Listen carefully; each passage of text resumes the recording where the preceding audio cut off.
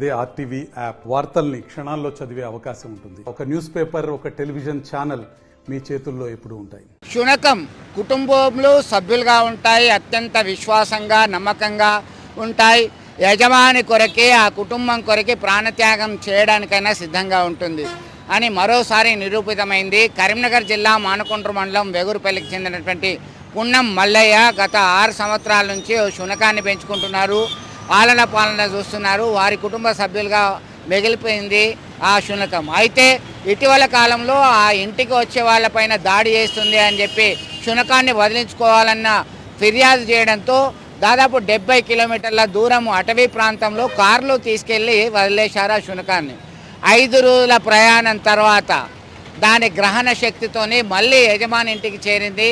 ఔరా అని హక్కున చేర్చుకున్నాడు ఆ పున్నం మల్లయ్య అనేటువంటి ఆ శునకం యజమాని. ఆ కుటుంబంతో శునకానికి ఉన్నటువంటి అనుబంధాన్ని అంతా గ్రామస్తులు చర్చించుకుంటున్నటువంటి పరిస్థితి మనం గమనించవచ్చు. ఆసక్తిగా తను ఎవరిని రానియకుండా కుటుంబ సభ్యుల యొక్క సంరక్షణ ధ్యేయంగా ఆలనా పాలన చూస్తున్నటువంటి శునకము గ్రామస్తుల మీద దాడి చేయడాన్ని భరించలేకనే వదిలేశాము.